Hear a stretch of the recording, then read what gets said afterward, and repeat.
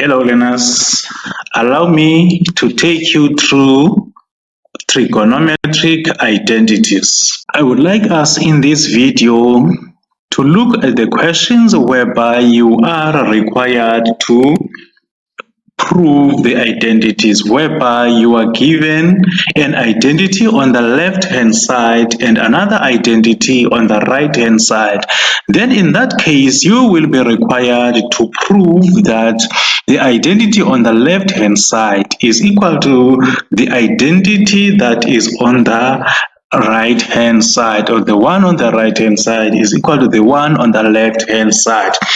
So the purpose of this video is to look at the strategies and the tricks that you need to know on how to solve these kind of questions. Now let's look at one example that will focus on the proving of the identities. Now this says prove the identity. We are given an identity. This is a question that I took from one of the previous question papers in September 2023 of grade 12.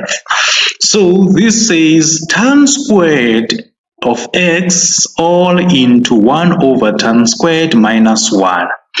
All this thing that is on the left hand side is equal to the one that is on the right hand side. So by looking at the two identities, the only thing that you need to do in order to solve this, to prove whether what is on the left hand side equals to the one that is on the right hand side, you consider the two sides of the equal sign and check now the two identities. Which of the two identities seems to be more complex than the other? Then you take the one which appears to be more complex, then you simplify it alone up until it is the same or it is equal to the one that is on the other side. By looking at the two identities, the one on the right and the one on the left, the one on the left seems to be more complex than the one on the right. Then we take the one which appears to be more complex. Then we take the left hand side. Then you choose one side of the two sides of the equal sign.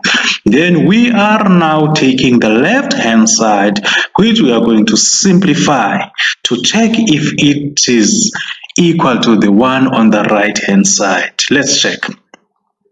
Now whenever you are having tan, remember that tan is sine over cos. So tan squared x is the same as sine squared x over cos squared x. Right, we simplified that by changing tan, by expressing tan in terms of sine and cos. Then inside the brackets is 1 over tan squared x minus 1. Then that is tan. We need to simplify tan to be by expressing it in terms of sine and cos. How do we do that? If tan squared x is sine squared over cos squared x, then therefore 1 over tan squared x becomes cos squared x over sine squared x. You will remember your mathematics of the multiplication of fractions in grade 10. Then minus 1. So we are now simplifying the left hand side.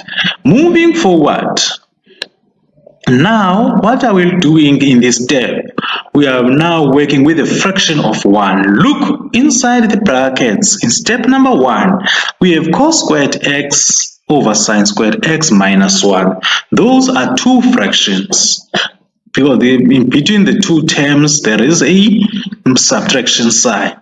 So what do we do here when we say we are now dealing with a fraction of 1? What do we mean by that? We mean that when having two fractions or the other fraction and 1, so 1 can be expressed in different ways. Check the denominator of the other fraction except 1.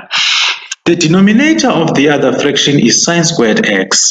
So the other fraction is 1. Now express 1 in terms of the denominator of the other fraction.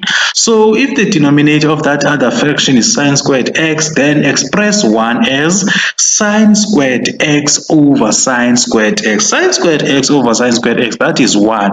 So now you are having two fractions with the same denominator. So it will then make it easy for you to add the fractions. Having two fractions with the same denominator, you just write the same denominator, then you deal with the numerators. Okay, let's do it. The one outside remains the same. Then let's fix the fraction inside the brackets. So the one inside the brackets, we are having two fractions with the same denominator. You just draw a long line with one denominator, which is sine squared x. So above we have cos squared x minus sine squared x. In this case now, you are having two fractions. One fraction is inside the brackets, the other fraction is outside the brackets. Now we know that the brackets in this case are representing the multiplication. Having two fractions, multiplying two fractions, whereby in one other fraction there is a numerator which is the same as the denominator of the other fraction. Then therefore the numerator and the denominator that are the same, they just cancel each other. So sine squared x and sine squared x will cancel each other. In that case now we will be having cos squared x minus sine squared x all over cos squared x.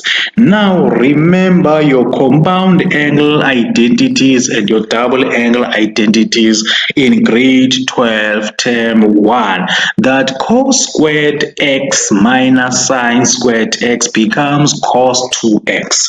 Still in the denominator we are having cos squared x.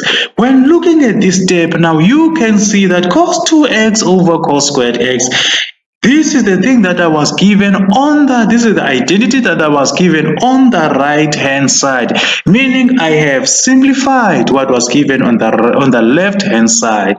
Now it is the same as the one that is on the right hand side. Once you see that the left hand side is equal to the right hand side, you then now conclude, you write your conclusion which says the left hand side is equal to the right hand side. Thank you.